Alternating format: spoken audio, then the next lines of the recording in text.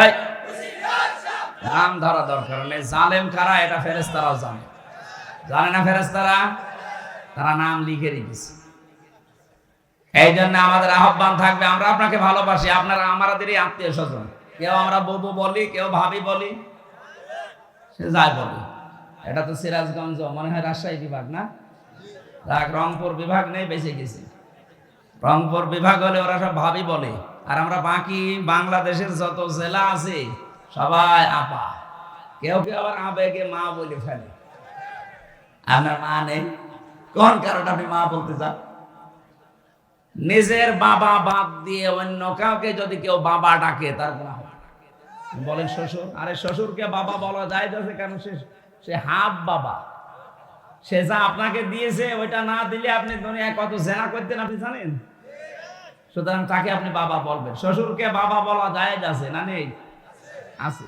কিন্তু নিজের বাবার সামনে বারবার বলতে যাবেন না, তাহলে বাবা আবার কষ্ট পাবে। মেয়েদের কথা কেন বলি জানেন? সবচাইতে বেশি ভালোবাসেন নবীজি এই পৃথিবীতে তিনটা জিনিসকে। তার এক নাম্বারে নারী, স্ত্রী। আপনারা মায়ের জাত, স্ত্রীর জাত, এই জন্য আপনাদেরকে আমিও বেশি ভালোবাসি। কিন্তু আমি দেখতে পাচ্ছি কোরআন আর হাদিসের চোখ লাগিয়ে অধিকাংশ মেয়েরা জাহান্নামে যাচ্ছে। আমি বাঁচাতে চাই আপনাদেরকে। এ পৃথিবীতে আপনার স্বামী যত খারাপ হোক, আপনি তো এইটাই বলতে চান হামজা ভাই, স্বামীদের বিরুদ্ধে ওয়াজ করতে পারেন না, আমি ওয়াজ কি করব? এদেশে আজ পর্যন্ত নারী নির্যাতনের মামলা আছে, পুরুষ নির্যাতনের কোনো মামলা নেই। আমরা যে কোন যন্ত্রণায় আছি এটা বোঝাতেও পারি না। অন্তত ডক্টর ইউনূসকে আমরা আহ্বান জানাবো, খুব তাড়াতাড়ি পুরুষ নির্যাতনের একটা আইন বানান। সেটা আমি একা না, এখানে যত স্বামী বসে আছে অধিকাংশ মানসিক যন্ত্রণায়, মানসিক রোগী হয়ে যাচ্ছে স্ত্রীর ব্যবহারের কারণে। আমি কয়েকটা বলছি, একটু মেলান তো পান কিনা। এটা তিরমিজি শরীফের হাদিস। আল্লাহর নবী বলেন, নেককার মহিলা দুনিয়াতে তো ওইটাকে বলা হয় যেটা 5 ওয়াক্ত নামাজ পড়ে, রমজানের রোজা রাখে, আর কালো বোরকা পরে ঘোরে না। তিরমিজি শরীফের ভেতরে 4টা গুণ দেওয়া আছে। আপনি দেখবেন আপনার স্ত্রীর ভেতরে, আপনার মেয়ের ভেতরে, আপনার ভাবির ভেতরে 4টা পাওয়া যায় কিনা। যদি পাওয়া যায়, তার জন্য জান্নাতের 8টা দরজা খোলা থাকবে। আর যদি এই 4টার একটাও পাওয়া না যায়, জান্নাত না জাহান্নামের 7টা দরজা খোলা থাকবে।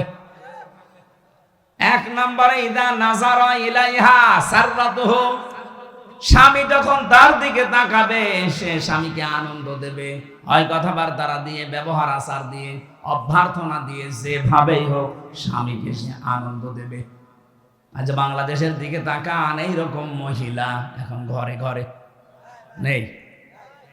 এটা তো গ্রাম অঞ্চলে জন্য বুঝতেছেন না, এখানে এখনো ভালো মানুষ আছে। শহরের অবস্থা আরো খারাপ। স্বামী যখন বাইরে থেকে আসবে, ওর চেহারার দিকে তাকালে অর্ধেক ক্লান্তি দূর হয়ে যাওয়ার কথা না, আরো ক্লান্তি বেড়ে যায়। সম্মানিত মা বোনের, এটা হাসির খোরাকি না, এটা দুনিয়ার কাজও না, এটা আখিরাতের কাজ। আপনার স্বামীর আনন্দ নিয়ে, স্বামীর ভালোবাসা নিয়ে আপনার জান্নাত আল্লাহ তৈরি করবে। যখনই আসবে আপনি মনে করবেন দুনিয়ায় সব চাইতে বড় মেহমান আমার বাড়িতে এসেছে। নবীজির স্ত্রী উম্মে সালমা, না উম্মে মাইমুনা, হযরতে মাইমুনা রাদিয়াল্লাহু তাআলা আনহা, তিনি একবার সাজগোজ করে বাড়িঘর পরিষ্কার করে বিছানা পাতি চাদর বিছিয়ে তিনি অপেক্ষায় আছেন। এলাকার মেয়েরা এসে বলে, মাইমুনা কে আসবে আজকে এত সাজগোজ? হযরতে মাইমুনা বলেছেন, হে আমার এলাকার মানুষেরা, হে মহিলারা, এই পৃথিবীর সর্বশ্রেষ্ঠ মেহমান আমার স্বামী মুহাম্মদুর রাসূলুল্লাহ আজকে বাড়িতে আসতেছে। বলেন তো, তাদের কাছে সবচাইতে বড় মেহমান ছিল তার স্বামী। আর এখন যদি ঘর বাড়ি একটু পরিষ্কার করে, বিছানায় চাদর নতুনটা বিছায়, এলাকার মেয়ে লোক যদি জিজ্ঞাসা করে, কি গো আজকে এত সাজগোজ, এমনকি স্বামীও যদি তাকে বলে, কি গো আজকে এত বেশি সাজগোজ, কে আসবে?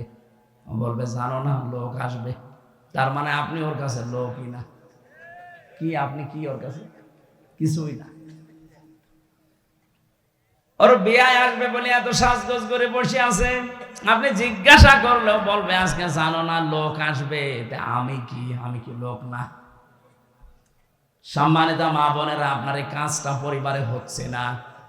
স্বামীকে এই সম্মান জানান না, সম্মান রাখেন না স্বামীর। এই কারণে আজ হাজারো স্বামী পরকীয়া প্রেম করে। দেখলেন, এখানে ওই রোগের রোগী আছে, হাজারো মেয়ে লোক বসে আসে দেখলাম। সম্মানিত মা বোনেরা, আপনার কারণে আজ স্বামী পরকীয়া প্রেম করছে।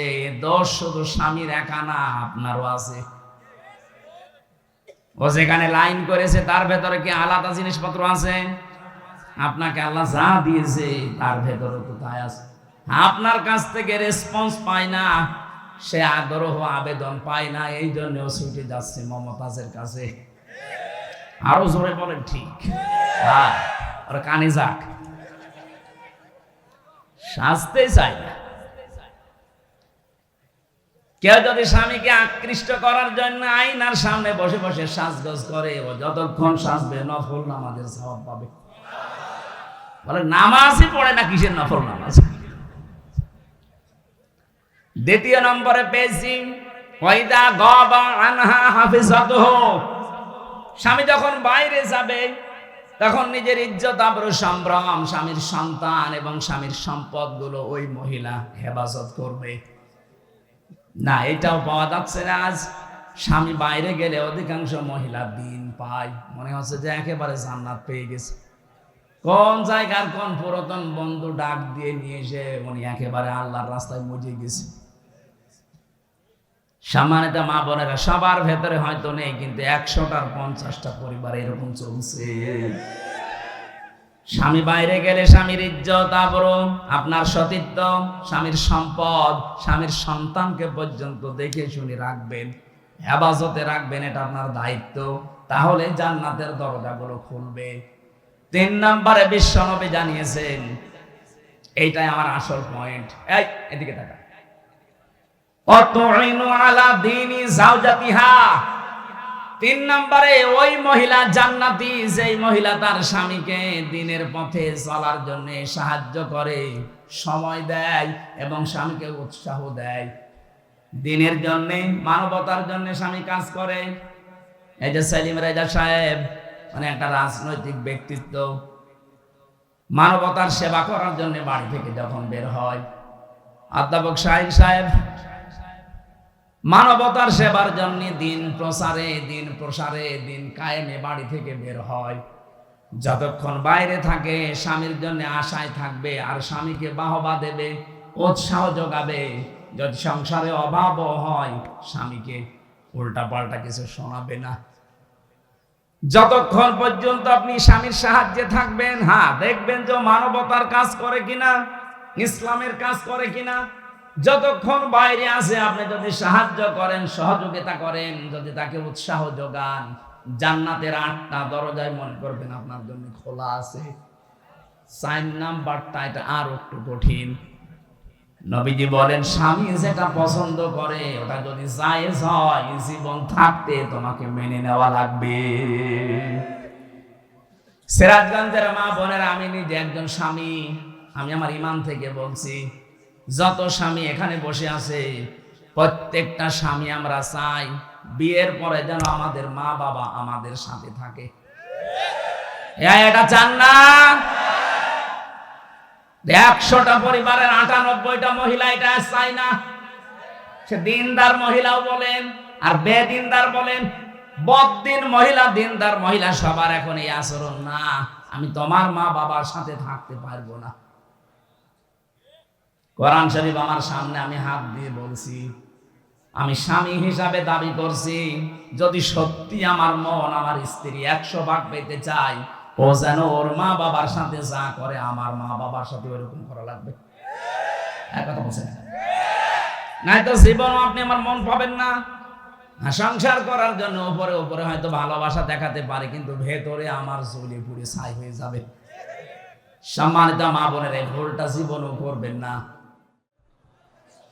হাজারো ব্যথা বেদনার পরে ফিরে আসনি তুমি আপন ঘরে। দিনের আলো তুমি ছড়িয়ে দিতে চলে গেলে মদিনায় মক্কা ছেড়ে। হে রাসূল তোমাকে ভুলি আমি কেমন করে। হে রাসূল তোমাকে ভুলি আমি কেমন করে। বাংলাদেশের ঐতিহ্যবাহী এলাকা সিরাজগঞ্জ জেলার রাফা'না লাকা যিকরাক, যার যে সম্মান তার ঈমান এবং আমলের উপরে আল্লাহ যেন দান করেন। পৃথিবীতে মানুষের সম্মান বৃদ্ধি হয় কিসে অনেকে জানে না, মনে করে চেয়ারে বসলে মনে হয় সম্মান বৃদ্ধি হয়। কুলিল্লাহুম্মা মালিকাল মুলক তুতিল মুলকা মান তাশা। কোরআনে কারীম জানিয়েছে পৃথিবীতে ক্ষমতা দেওয়ার মালিক আমি। ক্ষমতায় বসলেই সম্মান দেওয়া লাগবে এ কথা কোরআনে আল্লাহ দেয়। এ পৃথিবীর চাক্ষুষ প্রমাণ, অনেককে আল্লাহ ক্ষমতায় বসিয়েও চরম অপমান করেছেন। এই জন্য সম্মান যেটায় আসে তার নাম একটা ঈমান আর একটা হচ্ছে এলেম। কোরআনে কারীম জানিয়েছে ইয়ারফা'ুল্লাহুল্লাযীনা আমানু মিনকুম ওয়াল্লাযীনা উতুল ইলমা দারাজাত। সূরা মুজাদালার 11 নম্বর আয়াতে আছে, মাসের অংশে আছে এটা। আল্লাহ তাআলা বলেন তোমাদের ভেতরে যারা ঈমান আনে, আমি আল্লাহর প্রতি যাদের বিশ্বাস আছে এবং যারা এলেম পায়, দিনের পর দিন তাদের মর্যাদা আল্লাহ বাড়াতেই থাকে। এখানে ইয়ারফা এটা মজারি, বর্তমান ভবিষ্যৎ, প্রেজেন্ট ফিউচার। দারাজাত আল্লাহ বহু বচন দিয়েছে। এই আয়াতগুলো চিন্তা ভাবনা করলে যে তথ্যটা পাওয়া যায়, কেউ যদি সত্যিকার অর্থে সম্মান পেতে চায় মাস্ট বি তাকে ঈমান আনা লাগবে। প্রশ্ন আসতে পারে যে যত মানুষ দুনিয়ায় আছে সবাইকে ঈমানদার মনে করেন, অনেক মানুষ তো ঈমান নেই, বেঈমান। এই যে বুশ, এই যে ডোনাল্ড ট্রাম্প, এদেরকে তো মানুষ সম্মান করে। কে বলেছে সম্মান করে? সামনাসামনি তাদেরকে সম্মান দেয়। যে পাহারা দিচ্ছে তাকেও আপনি পেছনে ডাক দিয়ে বলবেন, সে বলবে ও হারামি মরে না কেন। অনেকে কায়দা কৌশলে সম্মান দিচ্ছে। আমি একটা গল্প পড়েছিলাম, আমার দাদা বলছিলেন এই যে হাজ্জাজ বিন ইউসুফ নামে একটা লোক, এই লোকটা জালেম ছিল, এত জুলুম করেছিল, মানুষ তার নামই দিয়েছে জালেম। পেয়াদারা একদিন বলছে, বাদশাহ আপনার জন্য তো রাস্তাঘাটে যাওয়া যায় না, মানুষ শুধু আপনাকে গালি দেয়। ও বলছে গালি কে দেয় আমি নিজে শুনবো। ছদ্মবেশ নিয়ে বাইরে গেছে, বানানো দাড়ি, বানানো চুল, বানানো চোখ বানিয়ে বাইরে যেই একটা গ্রাম্য লোকের সাথে দেখা। লোকটা বলছে ওই বাদশাহ হাজ্জাজ বিন ইউসুফ, এই লোকটা কেমন? ও তো জালেম। মানে না, ও জালেম, ও 14 গোষ্ঠী জালেম। দু একবার যে জালেম জালেম এই শব্দ শুনেছি, ওর মেজাজ খারাপ হয়ে গেছে। যাই বেটা, আমার জিনিস না তো, আমি সেই হাজ্জাজ বিন ইউসুফ। ও চিন্তা করছে আমার তো মাথা থাকবে না, আমি যা বললাম। ডাক দিয়ে বলছে, বাদশাহ আপনি কি আমাকে চেনেন? বলছে না তো। আমি এই গ্রামের ওই লোক যার মাসে 2 দিন মাথা খারাপ হয়, আজকে তার পয়লা দিন। তুই পাগল, পাগল বলে ওই দিন বেশি গিয়েছ, তাছাড়া বাঁচার কথা ছিল। আমরা ওই 15.5 বছরে পাগল বলেই বেশি আছি। কোরআনে কারীম জানিয়েছে ইন্নামাস সাবিলু আলাল্লাযীনা ইয়াযলিমুনান নাস। সূরা শুরার 42 নম্বর আয়াতের প্রথম অংশে আছে, আল্লাহ পাক বলেন অবশ্যই আমি নিজে মামলা দায়ের করব জালেমদের বিরুদ্ধে। আমার সিরাজগঞ্জবাসী জালেমদের বিরুদ্ধে মামলা দেবে হামজা। কে? আল্লাহ নিজে বাদী হবেন, নিজেই বিচারপতি। মামলার বাদী যত বড় হয় কেস তত বড় হয়। কথা বলেন না কেন? মামলার বাদী যত বড় হবে কেস তত কঠিন হবে। আল্লাহ বলেন আমি নিজে বাদী। টের পাচ্ছেন শব্দটা কত ভয়ঙ্কর? ইন্নামাস সাবিলু আলাল্লাযীনা ইয়াযলিমুনান নাস। যারা এখানে আরবি গ্রামার বোঝে তাদেরকে একটু খেয়াল করার জন্য বলছি। আল্লাহ কিন্তু ইয়াজলিমুনাল মুসলিমুনা দেয়নি। যারা মুসলমানের উপরে জুলুম অত্যাচার করেছে করবে না। ইয়াজলিমুনান নাস, হিন্দু কি মানুষ না? কথা বলেন না কেন? খ্রিস্টান মানুষ না? এদের উপরে যে ধোঁয়া তুলে আপনি অত্যাচার করবেন পালিয়ে যাওয়ার পরে, এটা দেশের জনগণ ভালোভাবে বুঝতে পেরেছে। এই জন্য মুসলমানেরা মন্দির পাহারা দিয়েছে। আমার ভাইরা,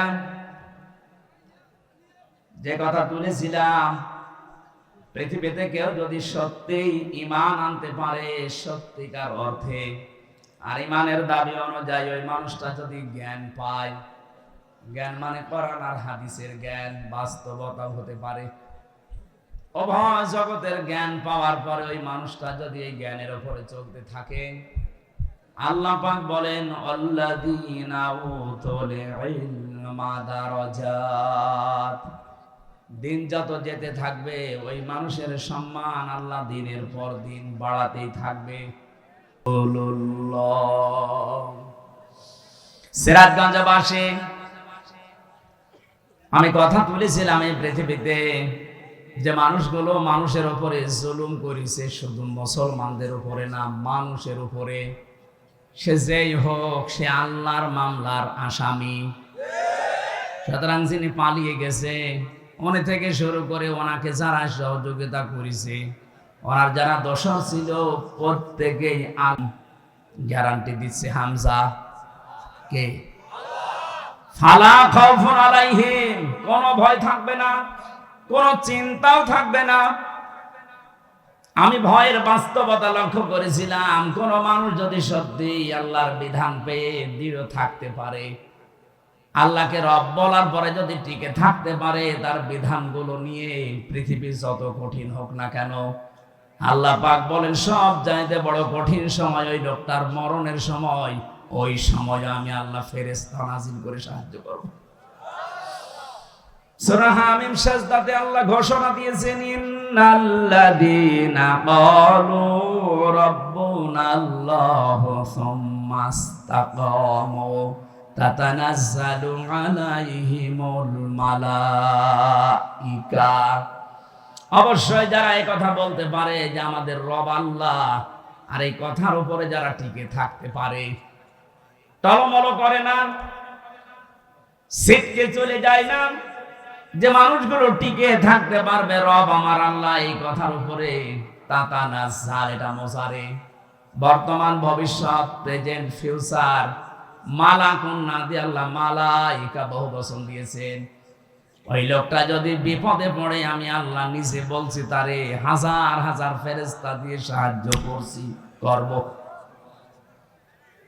সব সময়, সবচাইতে ভয়ঙ্কর সময় তার জীবনে যেহেতু মরণের সময়, মরণের সময় পর্যন্ত ফেরেশতারা তার কাছে এসে যখন ও আছাড় খেয়ে বিছানায় পড়বে, মরণের বিছানায়, আল্লাযীনা তাতাওয়াফাহুমুল মালাইকাতু তাইয়্যিবিনা ইয়াকুলুনা সালামুন আলাইকুম উদখুলুল জান্নাহ।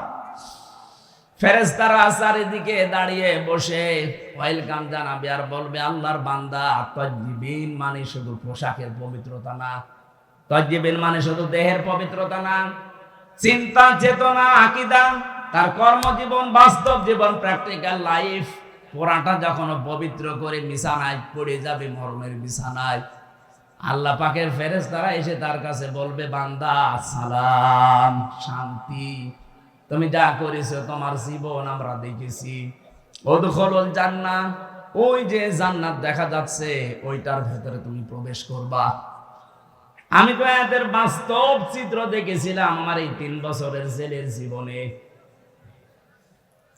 গভীর রজনীতে যে কারারক্ষী গুলো আসতো, একবার এক কারারক্ষী পেয়েছিলাম কুতুবউদ্দিন, বড় বড় দাড়ি নিয়ে, দাড়ি দেখলে একটু আশার সঞ্চার হতো না, এটা একটু মনে হয় মন মতো কিছু শুনবে। এখানে যখন লেখা দেখতাম দেবদুলাল সুব্রত বালা, তখন একটু ভয় লাগতো, না জানি কি করে ফেলে, কারণ ছেলেও মানুষ মারে, এটা আমরা শুনেছি। কি ওখানে তার সিসি ক্যামেরা দেওয়া নেই, কেউ জানেও না, মেরে ফেলে বলবো হার্ট অ্যাটাক করে মরে গেছে। চিন্তা করলাম কি করা যায়, দেখি এই কুতুব ভাইকে দাঁড়ি যখন বড় আছে, আর কুতুবউদ্দিন লিখা, কিছু না হোক ইমান আছে। উনি নিজেই আমাকে ডাকলেন প্রায় 12:30টার পর। আমি নিজে কোরআন শরীফ পড়ছিলাম, আমাকে বলছে হুজুর শোনেন, যে আয়াতটা পড়ছিলেন এই আয়াতটা আমিও জানি, এর বাস্তব আমি নিজে দেখেছি। কি দেখলেন? শহীদ মীর কাশেম আলীর নাম শোনেননি? এ লোকটার যখন ফাঁসি হবে মাত্র 3 ঘন্টা বাকি আছে, ওই দিন আমার দায়িত্ব ছিল। ওনাকে যে বললাম স্যার মাত্র 3 ঘন্টা সময় আছে, আপনি প্রস্তুতি নেন না কেন?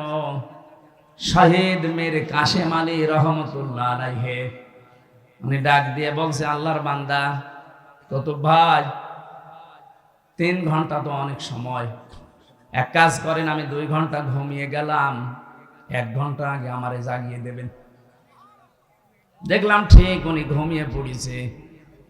2 ঘন্টা পরে ওনারে জাগালাম, গোসল করলেন, অজু করে নামাজ আদায় করে একটা কফি বানালেন, 2 জন খেলাম।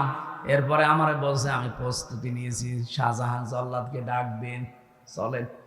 মনে হচ্ছে উনি শ্বশুর বাড়ি যাবে। আমারে বলছিল হামজা ভাই, এতে কঠিন পরিস্থিতিতে যার 3টা ঘন্টা পরে ফাঁসি হবে, সে নিজেও জানে যে দুনিয়ার জীবন শেষ আজকে আমার, মাত্র আর 3টা ঘন্টা আমার জীবনে বাকি আছে। সে 2 ঘন্টা ঠিক আরামে ঘুমিয়ে গেল, ওর ঘুম আসলো কি করে? বলছি হায়, যে আয়াত পড়লাম এই আয়াতটা আমি নিজে বাস্তবে তার জীবনে দেখতে পাচ্ছি। আল্লাহ পাক জানিয়েছে যে তার জীবনটা পবিত্র করতে পারবে। ইয়াকুলুনা সালামুন, ফেরেশতারা তার সামনে এসে বলবে, আল্লাহর বান্দা শান্তি তোমার উপরে বর্ষিত হোক, উদখুলুল জান্নাহ, ওই যে জান্নাত দেখতে পাচ্ছ, তাড়াতাড়ি যাও, ওখানে প্রবেশ করা লাগবে। সূরা হামিম সাজদার ওই আয়াতটা এর সাথে মিল আছে। যারা আল্লাহকে রব বলার পরে সত্যি সত্যি যত ঝড় ঝাপটা আসুক না কেন, যারা টিকে থাকতে পারে, তাদের ঈমান বিক্রি করে না। এই মানুষগুলোর জন্য আল্লাহ যে ফেরেশতা পাঠায়, এটা মীর কাশেম আলী নিজে প্রমাণ দিয়েছেন। ফেরেশতারা এসে যখন এই কথা বলে, আল্লাহ তাখাফু, ভয় পাবেন না আল্লাহর বান্দা, ওয়ালা তাহজানু, চিন্তাও করবেন না। তাফসীরে মুনিরের ভেতরে পড়েছে, কিসের ভয়, কিসের চিন্তা? মানুষ হিসাবে দুর্বলতা আসতেই পারে, চিন্তা ভয় যে আমার বউ আছে বাইরে, আমার ছেলে ব্যারিস্টার আরমান গুম হয়ে আছে, 1 দিন 2 দিন 5 দিন না 8 বছর। তাও তো সাধারণ পাগল ছাগল ছেলে হইলে মেনে নিয়ে আসে, তো ব্যারিস্টার। এরকম একটা ছেলে গুম হয়ে আছে, স্ত্রী অসুস্থ হয়ে পড়ে আছে লাইফ সাপোর্টে, তার দলীয় লোকগুলো, তার অনুসারীগুলো, তার সহকর্মীগুলো সব পালিয়ে পালিয়ে বেড়াচ্ছে, কেউ ধানের খেতে, কেউ বাঁশ বাগানে। 1টা 2 দিন না, 15টা বছর জীবনের উপরে বাঁশ গাড়ি চলছে। এই চিন্তা থাকলে তার 3 ঘন্টা পরে যার মরণ হবে, 2 ঘন্টা সে ঘুমাচ্ছে কোন কারণে? ফেরেশতারা এসে কানের কাছে এইটা বলেছিল, ভয় পাবেন না, আপনার ওই সন্তানের দায়িত্ব আল্লাহ নিয়ে নিয়েছে, আপনার স্ত্রীর দায়িত্ব আল্লাহ নিয়ে নিয়েছে, আপনার দলীয় লোকজন পালিয়ে বেড়াচ্ছে, আপনার সহকর্মী যারা সহযোদ্ধা সবাই পালিয়ে বেড়াচ্ছে, কারো কারো ফাঁসি হয়ে গেছে, আপনার কোনো চিন্তা নেই। এগুলোর সব আমার আল্লাহর হাতে এখন চলছে। আমার মনে হয় এই কথা শোনার পরে তার 2 ঘন্টা ঘুম এসেছে। আপনি বাস্তবে শুনতে যেমন সহজ মনে হচ্ছে, ওই জায়গায় থাকেন তো দেখি, জেলখানায় সবচাইতে বেশি চলে ঘুমের বড়ি। আমি 3টি বছরের ভেতরে আমার মনে হয় কত যে ঘুমের বড়ি গেছে আল্লাহ জানে, আরো ডাক্তাররা জানে। অথচ আমার কোনো চিন্তাও ছিল না। আমার পরিবারটা দেখার মতো আমার মা বাবা আছে, আমার শ্বশুর শাশুড়ি ধনী মানুষ তারা আছে, আমি শুধু ঘরের ভেতরে আটকা অবস্থায় আছি জেলখানায়, এই তাই আমার চিন্তায় ঘুম আসে না।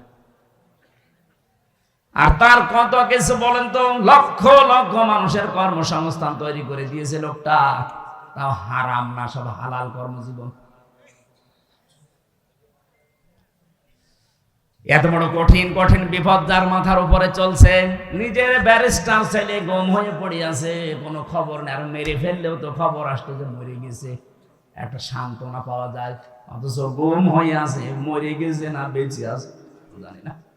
এই চিন্তা থাকলে তো আমার জীবনও ঘুম আসতো না। ও তো ভাই আমার বারবার ওই দিন বলেছিলেন, হামজা ভাই ওনার ঘুম আসলো কি করে, আমি আজ পর্যন্ত মিলাতে পারিনি। আমি মিলিয়েছি।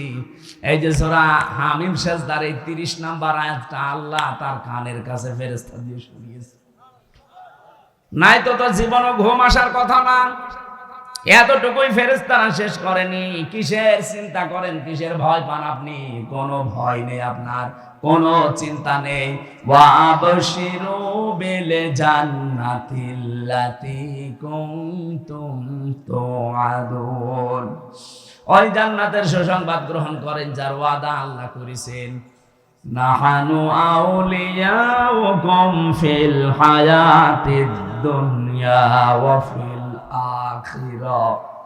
আমরা আপনার সঙ্গে ছিলাম দুনিয়াতে, এখন আপনার সঙ্গে সাথী আছি, জান্নাতে যাওয়া পর্যন্ত আপনার সঙ্গে থাকব। এমন জায়গায় আপনাকে আমরা পৌঁছিয়ে দেওয়ার জন্য এসেছি। ওয়ালাকুম ফিহা মা তাশতাহি আনফুসুকুম ওয়ালাকুম ফিহা মা তাদদাউন নাযলাম মিন গফুরির রহিম। এমন একটা বাগানে আপনাকে আমি প্রবেশ করাবো, এমন একটা জান্নাতের ভেতরে আপনাকে আমরা ঢুকিয়ে দেব যেখানে চাওয়ার আগে জিনিস পাওয়া যায়। আল্লাহ আমাদের কপালেও যেন এরকম একটা কিছু লিখে রাখে, বলেন আমিন। দয়াময়ের পক্ষ থেকে এটা বিশাল একটা মেহমানদারি। সিরাজগঞ্জবাসী, আমি আয়াতটা তুলেছিলাম এই কারণে, সত্যি সত্যি যদি আমরা এই পৃথিবীতে আল্লাহকে রব বলার পর টিকে থাকতে পারি, পরিস্থিতি যতই কঠিন হোক, একটা অজানা সুখ, অনির্বচন সুখ আপনাকে আল্লাহ দান করবেন, যেটা পাওয়ার জন্য ওই যোগ্যতা, ওই লেভেলে যাওয়া লাগবে। আজকের মাহফিল থেকে এমন একটা কিছু আমরা নিয়ে যেতে চাই, অন্তত মরণের বিছানায় আছাড় খেয়ে পড়ে যেন আমার আফসোস শুরু না হয়। আমি যেন হাসতে হাসতে মরণের বিছানা থেকে আল্লাহর জান্নাত দেখে হযরতে আসিয়ার মতো যেন বলতে পারি, আল্লাহ জান্নাতে আমার জন্য একটা ঘর বানিয়ে দাও, বলেন আমিন। যেহেতু কথাটা এসেছে, আমি মেয়েদেরকে বলছি, সম্মানিত মা বোনেরা, পৃথিবীতে আপনার স্বামী, অনেক মহিলা কল দিয়ে বলে আপনি খালি মেয়েদের কথা বলেন, পুরুষের বিরুদ্ধে বলতে পারেন না। হ্যাঁ, মেয়েদের কথা কেন বলি জানেন? সবচাইতে বেশি ভালোবাসেন নবীজি এই পৃথিবীতে 3টা জিনিসকে, তার এক নাম্বারে নারী, স্ত্রী। আপনারা মায়ের জাত, স্ত্রীর জাত, এই জন্য আপনাদেরকে আমিও বেশি ভালোবাসি। কিন্তু আমি দেখতে পাচ্ছি কোরআন আর হাদিসের চোখ লাগিয়ে অধিকাংশ মেয়েরা জাহান্নামে যাচ্ছে। আমি বাঁচাতে চাই আপনাদেরকে। এই পৃথিবীতে আপনার স্বামী যত খারাপ হোক, আপনি তো এইটাই বলতে চান, হামজা ভাই স্বামীদের বিরুদ্ধে ওয়াজ করতে পারেন না, আমি ওয়াজ কি করব? এদেশে আজ পর্যন্ত নারী নির্যাতনের মামলা আছে, পুরুষ নির্যাতনের কোনো মামলা নেই। আমরা যে কোন যন্ত্রণায় আছি এটা বোঝাতেও পারি না। অন্তত ডক্টর ইউনূসকে আমরা আহ্বান জানাবো, খুব তাড়াতাড়ি পুরুষ নির্যাতনের একটা আইন বানান। সেটা আমি একা না, এখানে যত স্বামী বসে আছে অধিকাংশ মানসিক যন্ত্রণায়, মানসিক রোগী হয়ে যাচ্ছে স্ত্রীর ব্যবহারের কারণে। আমি কয়েকটা বলছি, একটু মেলান তো পান কিনা। এটা তিরমিজি শরীফের হাদিস। আল্লাহর নবী বলেন, নেককার মহিলা দুনিয়াতে তো ওইটাকে বলা হয় যেটা 5 ওয়াক্ত নামাজ পড়ে, রমজানের রোজা রাখে, আর কালো বোরকা পরে ঘোরে না। তিরমিজি শরীফের ভেতরে 4টা গুণ দেওয়া আছে। আপনি দেখবেন আপনার স্ত্রীর ভেতরে, আপনার মেয়ের ভেতরে, আপনার ভাবির ভেতরে 4টা পাওয়া যায় কিনা। যদি পাওয়া যায়, তার জন্য জান্নাতের 8টা দরজা খোলা থাকবে। আর যদি এই চারটার একটাও পাওয়া না যায়, জান্নাত না জাহান্নামের 7টা দরজা খোলা থাকবে। এক নম্বরে ইদা নাজারা ইলাইহা সাররাতুহু, স্বামী যখন তার দিকে তাকাবে সে স্বামীকে আনন্দ দেবে, হয় কথাবার্তা দিয়ে, ব্যবহার আচার দিয়ে, অভ্যর্থনা দিয়ে, যেভাবেই হোক স্বামীকে সে আনন্দ দেবে।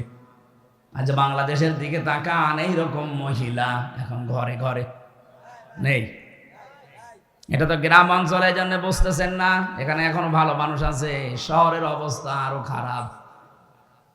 স্বামী যখন বাইরে থেকে আসবে, ওর চেহারার দিকে তাকালে অর্ধেক ক্লান্তি দূর হয়ে যাওয়ার কথা, না আরো ক্লান্তি বেড়ে যায়। সম্মানিত মা বোনের, এটা হাসির খোরাকি না, এটা দুনিয়ার কাজও না, এটা আখেরাতের কাজ। আপনার স্বামীর আনন্দ নিয়ে, স্বামীর ভালোবাসা নিয়ে আপনার জান্নাত আল্লাহ তৈরি করবে। যখনই আসবে আপনি মনে করবেন দুনিয়ায় সব চাইতে বড় মেহমান আমার বাড়িতে এসেছে। নবীজির স্ত্রী উম্মে সালমা, না উম্মে মাইমুনা, হযরতে মাইমুনা রাদিয়াল্লাহু তাআলা আনহা, তিনি একবার সাজগোজ করে বাড়িঘর পরিষ্কার করে বিছানা পাতি চাদর বিছিয়ে তিনি অপেক্ষায় আছেন। এলাকার মেয়েরা এসে বলে, মাইমুনা কে আসবে আজকে এত সাজগোজ? হযরতে মাইমুনা বলেছেন, হে আমার এলাকার মানুষেরা, হে মহিলারা, এই পৃথিবীর সর্বশ্রেষ্ঠ মেহমান আমার স্বামী মুহাম্মদুর রাসূলুল্লাহ আজকে বাড়িতে আসতেছে। বলেন তো তাদের কাছে সবচাইতে বড় মেহমান ছিল তার স্বামী। আর এখন যদি ঘর বাড়ি একটু পরিষ্কার করে, বিছানায় চাদর নতুনটা বিছায়, এলাকার মেয়ে লোক যদি জিজ্ঞাসা করে, কি গো আজকে এত সাজগোজ, এমনকি স্বামীও যদি তাকে বলে, কি গো আজকে এত বেশি সাজগোজ, কে আসবে? বলবে, জানো না লোক আসবে। তার মানে আপনি ওর কাছে লোকই না। কি আপনি কি ওর কাছে? কিছুই না। ওর বিয়ায় আসবে বলে এত সাজগোজ করে বসে আছে, আপনি জিজ্ঞাসা করলেও বলবে আজকে জানো না লোক আসবে। আমি কি লোক না? সম্মানিত মা বোনেরা, আপনার এই কাজটা পরিবারে হচ্ছে না। স্বামীকে এই সম্মান জানান না, সম্মান রাখেন না স্বামীর। এই কারণে আজ হাজারো স্বামী পরকীয়া প্রেম করে। দেখলেন এখানে ওই রোগের রোগী আছে, হাজারো মেয়ে লোক বসে আসে দেখলাম। সম্মানিত মা বোনেরা, আপনার কারণে আজ স্বামী পরকীয়া প্রেম করছে। দোষ শুধু স্বামীর একা না, আপনারও আছে। ও যেখানে লাইন করেছে তার ভেতরে কি আলাদা জিনিসপত্র আছে? আপনাকে আল্লাহ যা দিয়েছে তার ভেতরে তো তাই আছে। আপনার কাছ থেকে রেসপন্স পায় না, সে আগ্রহ আবেদন পায় না, এই জন্য ছুটে যাচ্ছে মমতাজের কাছে। আরো জোরে বলেন ঠিক। হ্যাঁ, ওর কানে যাক, সাজতে চায় না। কেউ যদি স্বামীকে আকৃষ্ট করার জন্য আয়নার সামনে বসে বসে সাজগোজ করে, ও যতক্ষণ সাজবে নফল নামাজের সওয়াব পাবে। বলে নামাজই পড়ে না, কিসের নফল নামাজ? দ্বিতীয় নম্বরে পেয়েছি ওয়াইদা গাবা আনহা হাফিজাতুহু, স্বামী যখন বাইরে যাবে তখন নিজের ইজ্জত আবরু সম্ভ্রম, স্বামীর সন্তান এবং স্বামীর সম্পদগুলো ওই মহিলা হেফাজত করবে না। এটাও পাওয়া যাচ্ছে না আজ। স্বামী বাইরে গেলে অধিকাংশ মহিলা দিন পায়, মনে হচ্ছে যে একেবারে জান্নাত পেয়ে গেছে। কোন জায়গার কোন পুরাতন বন্ধু ডাক দিয়ে নিয়ে এসে উনি একেবারে আল্লাহর রাস্তায় মজে গেছে। সম্মানিত মা বোনেরা, সবার ভেতরে হয়তো নেই, কিন্তু 100টার 50টা পরিবার এরকম চলছে। স্বামী বাইরে গেলে স্বামীর ইজ্জত আবরু, আপনার সতীত্ব, স্বামীর সম্পদ, স্বামীর সন্তানকে পর্যন্ত দেখে শুনে রাখবেন, হেফাজতে রাখবেন, এটা আপনার দায়িত্ব। তাহলে জান্নাতের দরজাগুলো খুলবে। 3 নম্বরে বিশ্বনবী জানিয়েছেন, এইটাই আমার আসল পয়েন্ট। এই এদিকে তাকা, অতুইনু আলা দীনি যাওজাতিহা। 3 নম্বরে ওই মহিলা জান্নাতি, যেই মহিলা তার স্বামীকে দ্বীনের পথে চলার জন্য সাহায্য করে, সময় দেয় এবং স্বামীকে উৎসাহ দেয়। দ্বীনের জন্য, মানবতার জন্য স্বামী কাজ করে। এই যে সেলিম রেজা সাহেব, মানে একটা রাজনৈতিক ব্যক্তিত্ব, মানবতার সেবা করার জন্য বাড়ি থেকে যখন বের হয়, অধ্যাপক শাহিন সাহেব মানবতার সেবার জন্য দিন প্রসারে দিন কায়েমে বাড়ি থেকে বের হয়। যতক্ষণ বাইরে থাকে স্বামীর জন্য আশায় থাকবে, আর স্বামীকে বাহবা দেবে, উৎসাহ যোগাবে। যদি সংসারে অভাবও হয়, স্বামীকে উল্টা পাল্টা কিছু শোনাবে না। যতক্ষণ পর্যন্ত আপনি স্বামীর সাহায্যে থাকবেন, হ্যাঁ, দেখবেন যে মানবতার কাজ করে কিনা, ইসলামের কাজ করে কিনা। যতক্ষণ বাইরে আছে আপনি যদি সাহায্য করেন, সহযোগিতা করেন, যদি তাকে উৎসাহ যোগান, জান্নাতের 8টা দরজায় মনে করবেন আপনার জন্য খোলা আছে। 4 নাম্বারটা এটা আর একটু কঠিন।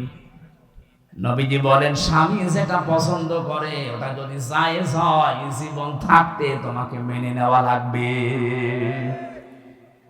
সিরাজগঞ্জের মা বোনেরা, আমি নিজে একজন স্বামী, আমি আমার ঈমান থেকে বলছি, যত স্বামী এখানে বসে আছে প্রত্যেকটা স্বামী আমরা চাই বিয়ের পরে যেন আমাদের মা বাবা আমাদের সাথে থাকে। এটা চান না? 100টা পরিবারের 98টা মহিলা এটা চায় না। সে দিনদার মহিলাও বলেন আর বেদিনদার বলেন, বদ্দিন মহিলা, দিনদার মহিলা, সবার এখন এই আচরণ না, আমি তোমার মা বাবার সাথে থাকতে পারবো না।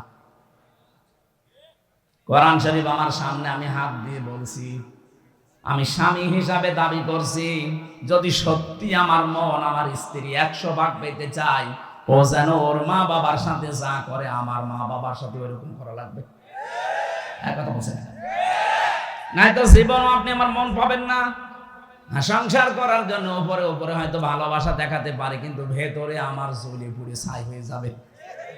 সম্মানিত মা বোনের, এই ভুলটা জীবনও করবেন না। স্বামীর মা বাবা, স্বামীর বোন আর ভাই, এদের সাথে যত ভালো আচরণ করতে পারবেন, আপনি স্বামীর কাছ থেকে তত ভালোবাসা মহাব্বত বেশি পাবেন। আর স্বামীকে নিজের আয়ত্তে রাখার জন্য এর চাইতে বড় ঔষধ আর নেই।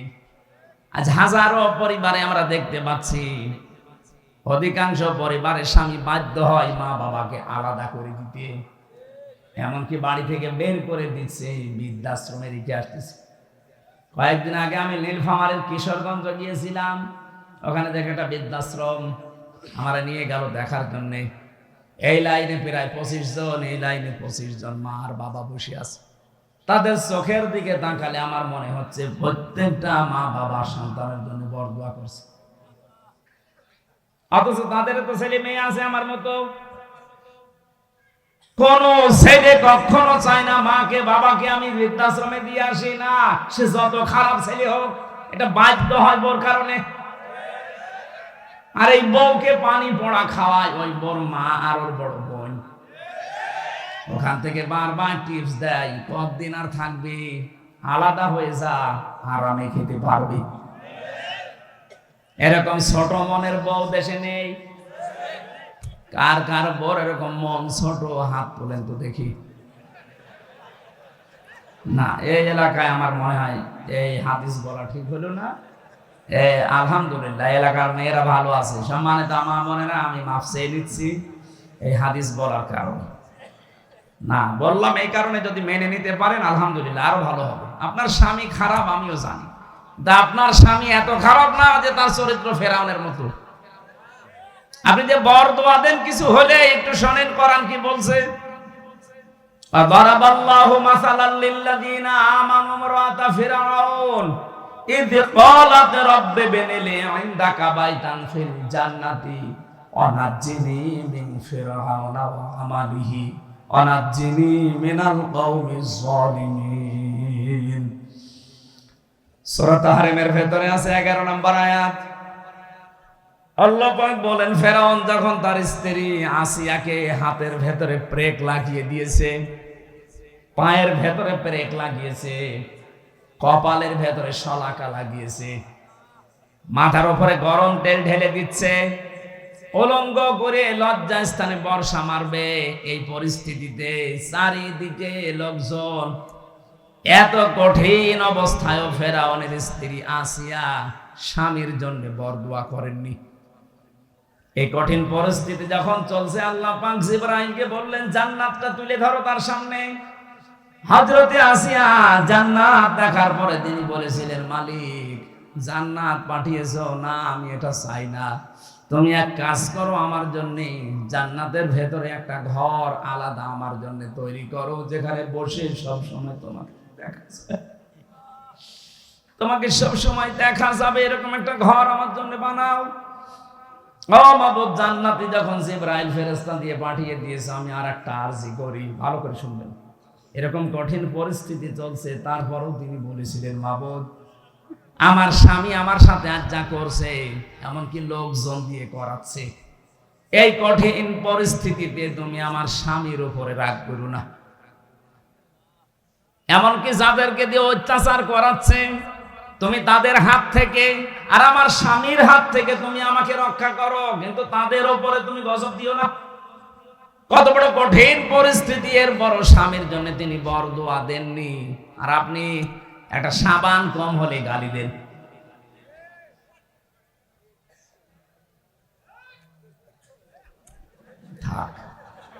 তার মানে এলাকায় এরকম স্বামী আছে, আমরা এখন টের পাচ্ছি না। মা বোনেরা, শুধু নামাজ পড়ে রোজা রেখে কালো বোরকা পরে আপনি জান্নাত যেতে পারবেন না। ফেরাউনের মতো স্বামী তো আপনার কপালে জোটেনি, কোন কারণে আপনি উল্টাপাল্টা খোঁটা দেন? আমি আজকে হাদিস একটা লিখেছিলাম, বিশ্ব নবী জানিয়েছেন 6 প্রকার নারীকে আল্লাহ বিনা হিসাবে বিচারও করবে না, জাহান্নামে দিয়ে দেবে। এটা তিরমিজি শরীফের হাদিস। 1 নম্বরে, যে মেয়েরা মাথার চুল খোলা রেখে বাড়ির বাইরে যায়, এরকম মহিলা দেশে নেই। দিন আরো বাড়তেছে, দিন যত যাচ্ছে এরকম মহিলা বাড়তেছে। এদের আদর্শ নাকি ফারুকের স্ত্রী তিশা। ফারুকের স্ত্রী তিশা চেনেন না? এর চুল কোনো সময় ঢাকা থাকে। এদেরকে নাকি আদর্শ বানিয়েছে মেয়েরা। 2 নম্বরে নবীজি বলেন, যারা স্বামীকে অসম্মান করে, সম্মান দিতে চায় না। একটা স্বামীর যে মর্যাদা কত বেশি স্ত্রীর কাছে, নবীজি জানিয়েছেন, কোন স্বামী যদি স্ত্রীর কাছ থেকে সম্মান না পায়, আর স্ত্রী যদি জানতো যে আমার স্বামীর মর্যাদা কতটুকু, এটা হাদিস। বিশ্ব নবী জানিয়েছেন, পৃথিবীতে আল্লাহ বাদে সেজদা জায়েজ নেই, কিন্তু এটা যদি জায়েজ থাকতো তাহলে আমি মেয়েদের কানের কাছে মুখ নিয়ে বলতাম, আর যাই করো স্বামীকে সেজদা করো। যেহেতু সেজদা জায়েজ নেই, এই জন্য বলি নাই। কত বড় কথা, স্বামীকে সেজদা পর্যন্ত দেওয়ার কথা বলছিলেন নবীজি, যেহেতু জায়েজ নেই এই জন্য বলেন নাই। আর রিজালু কাওয়ামুনা আলান নিসা, পুরুষেরা হবে অভিভাবক, গাইডলাইন দাতা, মেয়েরা থাকবে তাদের আজ্ঞাবহ। কিন্তু আজ আমরা দেখতে পাচ্ছি, আমরা পুরুষ মানুষ যারা, আমরা এখন জোগাইলে আর বউগুলো রাজমিস্ত্রি, ওরা এখন উপরে চলতেছে। 3 নম্বরে বেশি, স্বামীকে বাদ দিয়ে যারা দেবরের সাথে হাসি তামাশা করে, এই এলাকায় সব নেই। সাবধান, জাহান্নামী হওয়ার জন্য এটাই যথেষ্ট। স্বামী বাদ দিয়ে যারা দেবরের সাথে হাসি তামাশা করেন, নবীজি বলেন, সাহাবী প্রশ্ন করলেন, হে রাসূল, দেবর সম্পর্কে আপনি কি বলেন? নবীজি বললেন, এ তো একটা মৃত্যু সমান, দেবরকে মরণের মতো ভয় করা লাগবে। আর বলেন, না এটা আমার ছোট ভাই। কয়েকদিন পরে দেখছে আল্লাহর রাস্তায় ওর সাথে চলে গেছে। এখানে যে পর্দা করা ফরজ, অনেকে মানতেও চায় না, বিশ্বাসও অনেকের আয় না। ও মনে হচ্ছে কত সহজে চলতেছে, অথচ কবিরা গুনাহ হচ্ছে। 4 নম্বরে বেশি অপবিত্র থাকে, পবিত্র হওয়ার খবর রাখে না। 3 দিন 5 দিন 7 দিন 10 দিন না, ওর যে 15 দিন চলে যাচ্ছে খবরই নেই। সম্মানিত মেয়েরা, পুরুষ মানুষ না বুঝলেও আপনি বুঝেছেন, অপবিত্র শরীর থেকে পবিত্র হওয়ার জন্য যখনই হবেন খুব তাড়াতাড়ি চেষ্টা চালাবেন। এরপরে বেশি যারা মিথ্যা কথা বলে আর গীবত করে আর কসম দেয়, এই 3টা সবচাইতে বেশি। এই যে মিথ্যা কথা বলা, গীবত করা আর কসম দেওয়া, এর কথা ওর কাছে তালাতালি করে লাগিয়ে দেওয়া, এটা মেয়েদের ভেতরে দেশে নেই। আরো জোরে বলেন। সম্মানিত মা বোনেরা, কারো ভেতরে যদি এই দোষটা থাকে সে যেন এই মুহূর্তে তাওবা করে ফিরে আসে। এই যে তালাতালি করা, এর কথা ওর কাছে লাগানো, ওর কথা ওর কাছে লাগিয়ে মানুষের সম্পর্কে ফাটল ধরায়, নষ্ট করে দেয়। এটা যদি এলাকায় চালু থাকে তাহলে এই এলাকার মানুষের দোয়া কবুল করা আল্লাহ বন্ধ করে দেবে। সে যত বড় হুজুর দিয়ে দোয়া করান। মুসা নবীর জামানায় একবার বৃষ্টি বন্ধ ছিল, চাটিয়াল ময়দানে উম্মতদেরকে নিয়ে তিনি নামাজ আদায় করে দোয়া করলেন, রব্বুল আলামিন বৃষ্টি তো বন্ধ করে দিয়েছো, বৃষ্টি বন্ধ করে দিলে দুনিয়ার কোনো ক্ষমতা নেই বৃষ্টি নাজিল করা, আছে না? قل أرأيتم إن أصبح ماؤكم غورا فمن يأتيكم بماء معين। আল্লাহ পাক বলেন, নবী ওদেরকে বলেন তো, পানির লেয়ার যদি আমি কমিয়ে দেই, নিচে নামিয়ে দেই, ওদের কোন বাবা আছে পানির লেয়ার উপরে তুলে দেবে? কেউ পারবে না। বৃষ্টি দেওয়ার মালিক আমি আল্লাহ। জাআলা লাকুমুল আরদা ফিরাশাও ওয়া আনজালা মিনাস সামাই মাআ। জমিনকে যিনি বানিয়েছেন বিছানার মতো, আর আকাশ থেকে যিনি পানি নাজিল করেন, এ দায়িত্ব কার?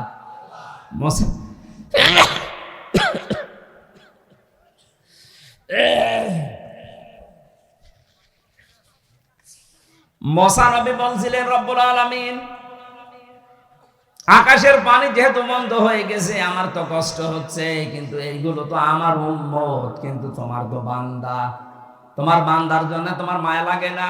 আল্লাহ বলেন, মায়া লাগে, তাহলে বৃষ্টি দাও না। না, এ কথা শোনা যাবে না। মায়া লাগে কিন্তু আমি বৃষ্টি দেব না। হযরতে মুসা নাছড় বান্দা ছিলেন, কারণ আল্লাহ তার সাথে কথা বলতেন কালিমুল্লাহ। আল্লাহ মাঝে মাঝে বলতেন, মুসা আমি তোমাকে আমার নিজের জন্য বানিয়েছি। তুমি যখন বারবার নাছড় বান্দা বলো না বৃষ্টি দেওয়া লাগবে, আমি কিন্তু বিরক্ত হয়ে গেছি, কেন বৃষ্টি দেব? আমি দেব না। মুসা নবী বলে, আল্লাহ এগুলো আমার উম্মত, আমার মায়া লাগছে, কতদিন হয়ে গেল, তাড়াতাড়ি বৃষ্টি দাও। আল্লাহ পাক বলেন, হ্যাঁ আমি বৃষ্টি দিতে পারি, কিন্তু তুমি যাদেরকে নিয়ে দোয়া করছো এর ভেতরে একজন নামিমা, তালাতালি করা মহিলা আছে। এই মহিলা যতক্ষণ বের হয়ে না যাবে, তুমি মুসা নবী হওয়ার পরও তোমাদের দোয়া আমি ফেরত দিয়ে দেব, কবুল করব না। হযরতে মুসা ইবনে রাগান্বিত রবি ছিলেন, রাগ হলে তার টুপি দিয়ে চুল খাড়া হয়ে বেরিয়ে যেত। ডাক দিয়ে বলে, মাবুদ তুমি শুধু ওই মহিলার নাম বলো, দেখো কি করি।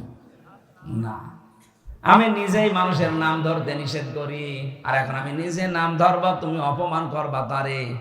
হযরত মুসা বলে, আল্লাহ আমি তো আর জানি না মানুষের মনের খবর, আমি কি করে জানবো বলেন? আল্লাহ পাক একটা বুদ্ধি দিলেন, কাজ করো, চাটিয়াল ময়দানে গিয়ে উম্মতদেরকে তওবা করাও, ওরা যদি খাস নিয়তে তওবা করতে পারে, আমি আল্লাহ ওদেরকে মাফ করে বৃষ্টি দিতে পারি।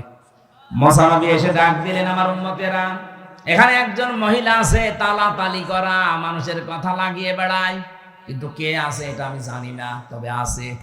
সে যতক্ষণ এখানে থাকবে কারো দোয়া কবুল হবে না, দয়া করে সে যেন বেরিয়ে যায়। অথবা আমি এখন তাওবা করছি, আমার সাথে সবাই যেন মিলে তাওবা করে। তিনি তাওবা পড়ালেন। তাওবা মানে আমাদের মতো যে আস্তাগফিরুল্লাহ রাব্বি মিন কুল্লি যামবি না। আমরা তো এটা বাক্য পেয়েছি, চামড়ার মুখ পেয়েছি, অহরহ বলতে থাকছি, কিন্তু তাওবা আর ইস্তেগফার এক জিনিস না।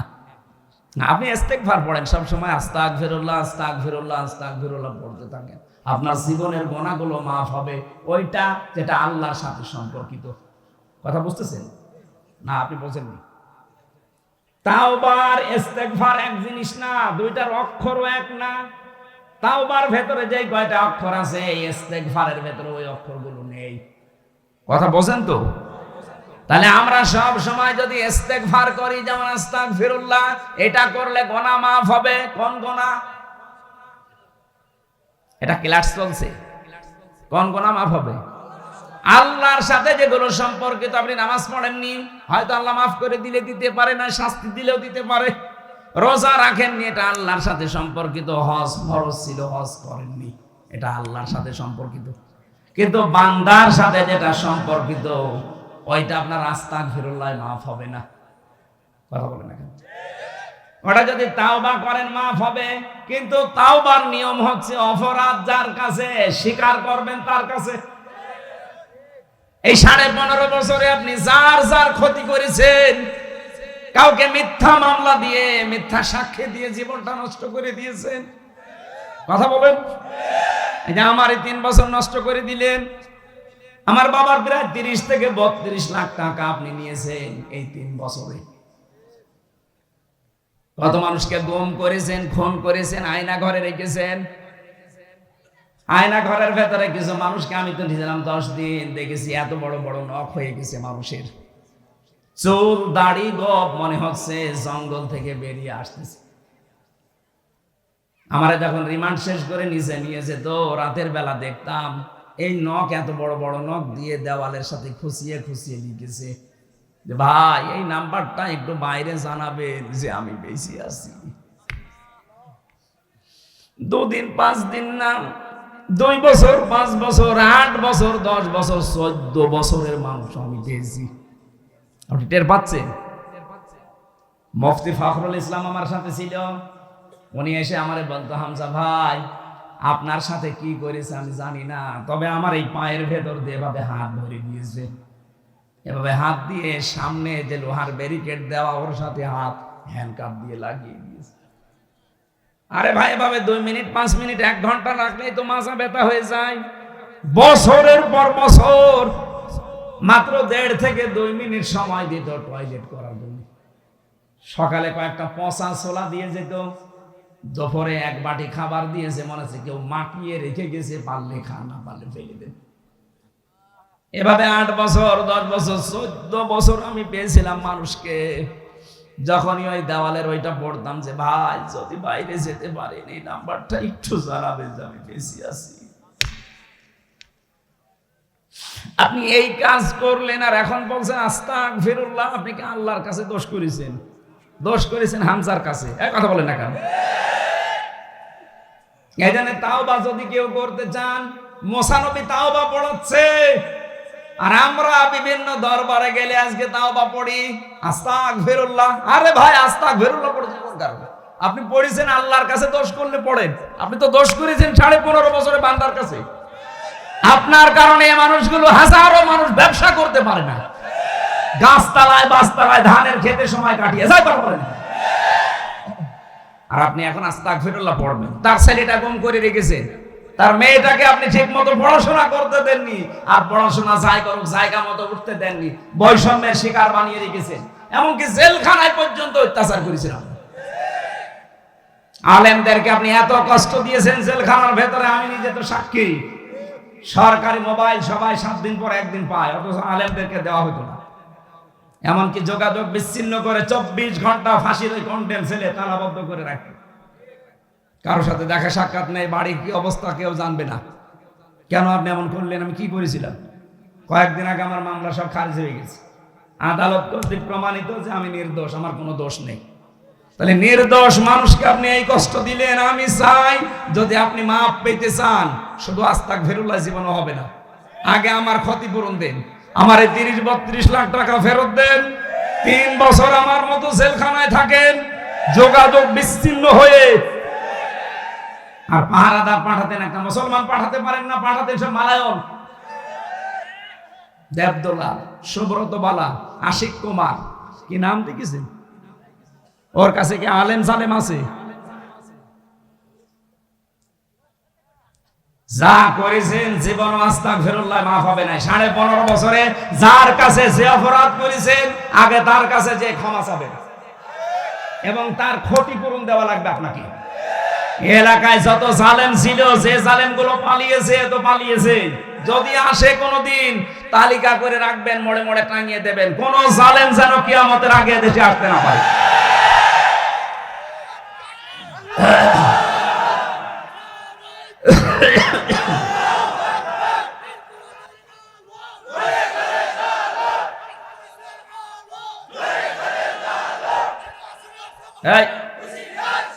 নাম ধরা দরকার নেই। জালেম কারা এটা ফেরেশতারাও জানে, জানে না ফেরেশতারা? তারা নাম লিখে রেখেছে। এই জন্য আমাদের আহ্বান থাকবে, আমরা আপনাকে ভালোবাসি, আপনারা আমাদেরই আত্মীয় স্বজন, কেউ আমরা ববু বলি, কেউ ভাবি বলি, সে যাই বলি। এটা তো সিরাজগঞ্জ, মনে হয় রাজশাহী বিভাগ না? রংপুর বিভাগ নেই, বেঁচে গেছি। রংপুর বিভাগ হলে ওরা সব ভাবি বলে, আর আমরা বাকি বাংলাদেশের যত জেলা আছে সবাই আপা। কেউ কেউ আবার আবেগে মা বলে ফেলে। আপনার মা নেই, কোন কারণে আপনি মা বলতে চান? নিজের বাবা বাদ দিয়ে অন্য কাউকে যদি কেউ বাবা ডাকে, তার বলেন শ্বশুর। আরে শ্বশুরকে বাবা বলা যায় যাচ্ছে কেন? সে হাফ বাবা। সে যা আপনাকে দিয়েছে ওইটা না দিলে আপনি দুনিয়ায় কত জেনা করতেন আপনি জানেন? সুতরাং তাকে আপনি বাবা বলবেন। শ্বশুরকে বাবা বলা যায় আছে না? নেই, আছে। কিন্তু নিজের বাবার সামনে বারবার বলতে যাবেন না, তাহলে বাবা আবার কষ্ট পাবে। আমার ভাইরা, আমি যেটা বোঝাতে চাচ্ছিলাম, তাহলে তাও বা আমি ওদেরকে যেহেতু বাঁচাতে চাই, আপনারা রাজদিক ভ্রান্ত হয়ে হতাশ হয়ে ঘুরতেছেন। কত মানুষ আজ হতাশ হয়ে গেছে, জীবন পর্যন্ত এখন দিয়ে দিচ্ছে, সুইসাইড করছে। মাত্র 3 মাসে অনেককে দেখলাম, অনেক জালেম এবং জালেমদের দোসররা হতাশা, নিরাশা, অস্থির হয়ে জীবনের উপরে শেষে আর ভরসা রাখতে পারছে না, সুইসাইড করছে। অথচ এইরকম জীবনই তো আমাদেরকে আপনারা দিয়েছিলেন। 15 বছর আমরা কাটালাম। কথা বলেন না কেন? আমরা তো সুইসাইড করিনি। আপনারা 3 মাসে হতাশ হয়ে গেছেন। এটা এমনি হয়নি। আল্লাহ বলেন আমি নিজে তাদেরকে হতাশ বানিয়েছি। এটা সূরা আনআম 44 নম্বর আয়াতে আছে। হাত্তা ইযা ফারিহু বিমা উতু, তাদেরকে দানকৃত ক্ষমতা পাওয়ার পরে যখন তারা আনন্দে মেতে থাকে, আখাযনাহুম বাগতাতান, হঠাৎ করে তাদেরকে আমি ধরলাম। এই যে 2024 সালের 5 অক্টোবর আল্লাহ যে ধরেছে, এটা কি ওয়াজ করা লাগবে? আর শুধু ছাত্র জনতা না, আল্লাহ নিজে তাদেরকে ধরেছে। এই জন্য আখাযনা একালিক টান আছে, এটার ফাইল কর্তা আল্লাহ নিজে। বাগতাতান মানে আকস্মিক ভাবে। আল্লাহ যে আকস্মিক ভাবে তাদেরকে ধরেছে, তার প্রমাণ ওরা দুপুরের খাবারও খেতে পারেনি। কত শখ করে রান্না করেছিল, ছেলে মেয়েরা দেখিয়েছে। এই আয়াতের পরের শব্দ ফাইদা হুম মুবলিসুন, ওরা হতাশ এবং নিরাশ হয়ে গেছে। আল্লাহ তাই করেছে। ওদের চেহারার দিকে তাকান, কোটে তুললে দেখবেন চোরের মতো যাচ্ছে। আরে কোটে তো আমিও গেছি, বাঘের মতো গেছি। আমার মাথায় দড়ি বাঁধা ছিল, তাতে কি? কারণ আমি জানি আমার কোনো অপরাধ নেই। যে মামলা দিয়েছে জীবনে আনসারুল্লাহ কি আমি নাম শুনি, এই জন্য কোটে তুলেছে, আমি বাঘের মতো গেছি। আরো শয়তান 36,000 কোটি টাকা মেরেছে এই দরবেশ।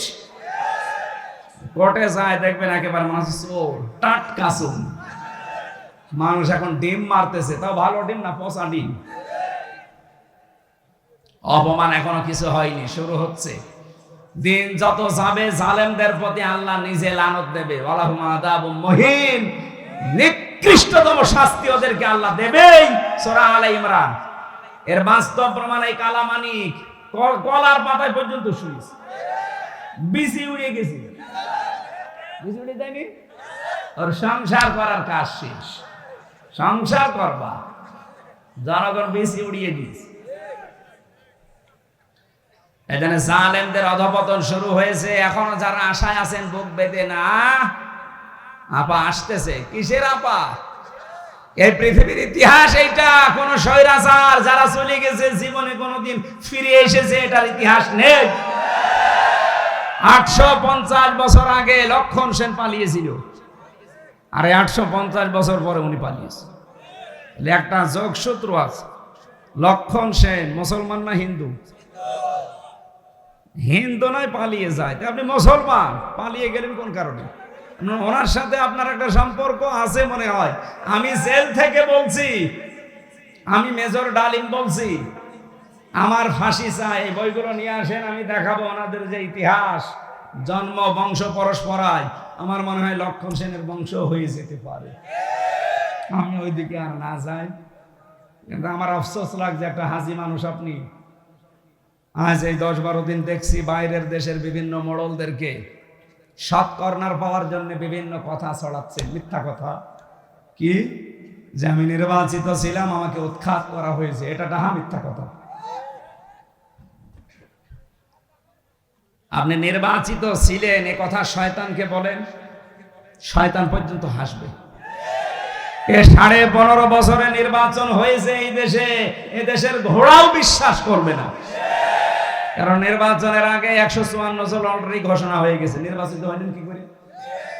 এরপরে দিনের ভোট আপনি রাতে করে ফেলেছেন। এই কথা বলেন না কেন? আমার সাথে এক ওসি ছিল জেলখানায়, ও আমারে বলছিল, হুজুর আপনি যে তাওবার ব্যাখ্যা বললেন, আমি একটা তাওবা করেছি, দেখেন তো আমার তাওবা হয়েছে কিনা। কিভাবে? সেই যে নির্বাচন গেল, আমি বাইরে ছিলাম, আমার দল বল নিয়ে আমার যা আছে এসআই এবং কনস্টেবল, আরো কিছু আছে হেলমেট বাহিনী, আল্লাহর ওলি তারা, এদেরকে নিয়ে আমি রাত 12টার পর থেকে ভোট কাটা আরম্ভ করলাম। ফজর পর্যন্ত কাজ করে কমপ্লিট করে বাক্স পাঠিয়ে দিলাম জায়গা মতো। এরপরে ফজরের আজান দেওয়ার পরে গোসল করলাম, ওযু করে, যেহেতু ক্লান্ত, ফজরের জামাতে এখন আর যাওয়া যাবে না, নামাজ নিজেই পড়ে নিলাম, নিয়ে বললাম আস্তাগফিরুল্লাহ, হুজুর আমার এই তাওবা হয়েছে। না, আপনি তো আল্লাহর কাছে দোষ করেননি, আপনি দোষ করেছেন হামজার কাছে। একটা এমপি বানাতে 3.5 লাখ 4 লাখ হামজা লাগে, এ কথা বলেন না কেন? আপনি সবাইটা নিজে নিয়ে নিলেন, কি আমরা কি ঘাস কাটছি? তাহলে কি তওবা করবো কি করে? তওবার একটা পদ্ধতি আছে। যার যার ভোট আপনি নষ্ট করেছেন, কেটে নিয়েছেন, আগে তার কাছে যে মাপ চাবেন, এই 3.5 লাখ 4 লাখ মানুষের কাছে। কথা বলেন না কেন? কিন্তু ভয়ঙ্কর বিষয়, আপনি এই যে জেলে আমার সাথে কয় বছর আছেন, নুসরাত হত্যা মামলার ওসি, এই যে কয় বছর হয়ে গেল, 8 বছর জেল দিয়েছিল ওনারে, কয় বছর পরে শুনলাম বেরিয়ে গেছে, এই স্বাধীনতার আগে বের হয়েছে। এখন আপনার একটা ভয়ঙ্কর বিষয়, আপনি যতদিন জেলে আছেন এর ভেতরে অনেক হামজা মারা গেছে। কি অনেক মানুষ এই কয় বছরে দুনিয়া থেকে বিদায় নিয়েছে, এখন তাদের কাছে আপনি ক্ষমা চাবেন কি করি? অন্তত এখন জেল থেকে বের হয়ে নাই যারা বেঁচে আছে তাদের কাছে ক্ষমা চাইলেন, কিন্তু যারা বেঁচে নেই তাদের কাছে আপনি মাফ চাবেন কি করে? তার মানে আপনার তওবা হবে না। এই জন্য জালেমদের দোষর যারা, তাদের দুনিয়াও শেষ, আখিরাতও শেষ। কি করলেন আপনি? নিজের পায়ে নিজে কোড়াল মারলেন। মুসা নবী তাওবা করিয়েছিলেন এইরকম তাওবা, যে অপরাধ যার কাছে, স্বীকার করো তার কাছে, সবাই সবার কাছে মাপ চাই, স্বীকার করে যে আপনার এই অধিকার আমি নষ্ট করেছি, আপনার এই দিন একটা গালি দিয়েছিলাম, আমি মাফ করে দিন। আল্লাহর সাথে যা করেছেন আল্লাহকে বলেন। এই তাওবা করার পরে শুধু মোনাজাত করতে দেরি, সঙ্গে সঙ্গে আল্লাহ বৃষ্টি দিতে দেরি করে। সুতরাং এখানে যদি কোনো মহিলা, কোনো পুরুষ এই তালাতালি করার এই রোগের রোগী থাকেন, এক্ষুনি বেরিয়ে চলে যাবেন, নাই তো এই মাহফিল মাঠে মারা যাবে। দেখেন তো কোনটা উঠছে, ওই যে দুইজন উঠে চলে যাচ্ছে। যাক, তালাতালি করা মানুষ লাগবে না, দেন বের করে দিন। 6 নম্বরে পেয়েছি, ওই মহিলা জাহান্নামী যে অন্যের সুখে হিংসা করে। সিরাজগঞ্জে নেই? আমার হোক, অন্য কারো যেন না হয়, এত হিংসা ভেতরে, যে আমার 20 তলা হোক, অন্যের যেন 1 তলা না হয়। একটা লোক চাষ করতে গিয়ে একটা পাথর পেয়েছিল, পাথরে যে ঘষা লাগে দৈত্য বের হয়ে আসে, ডাক দিয়ে বলে, মালিক কি চান? যা চাবেন তাই দেব, কিন্তু দুঃখের বিষয়, আপনাকে যা দেব আপনার পাশে যে থাকবে তার ডবল হয়ে যাবে, বসে দরকার নেই। বাড়িতে যে স্ত্রীকে বলছে, শোনো এটা কুদরতি পাথর, এটাকে হেফাজত করে রাখবা, সাবধান ঘষা যেন না লাগে, আমি মাঠের থেকে ঘুরে আসতেছি। স্ত্রী চিন্তা করছে, নিষেধ করে গেল, ঘষা যেন না লাগে, দেখি একটা ঘষা দিয়ে, যেই দিয়েছে ঘষা, দৈত্য বের হয়ে বলছে, মালিক কি চাই আপনার? কি চাই মানে? দেখো না কুড়ি ঘরে আছি, আমার 1 তলা বাড়ি চাই। ও তো আর জানে না যে পাশের বাড়ি 2 তলা হয়ে যাবে। যে বলেছে 1 তলা বাড়ি চাই, ওরটা তো ঠিকই আছে, পাশের বাড়ি সব 2 তলা। ও মাঠ থেকে বাড়ি এসে আর বাড়ি চিনতে পারে না, বহু কষ্ট করে বাড়িতে গিয়ে বসে, কি গো সে পাথর কই? বসে ঘষা দিয়ে ফেলিস। তুমি তো ঘষা দিলে, বাইরে এসে দেখো অবস্থা কি, কি হয়েছে? তোমার বাড়ি 1 তলা, পাশের বাড়ি সব 2 তলা, পাথর আবার নিয়ে আসো।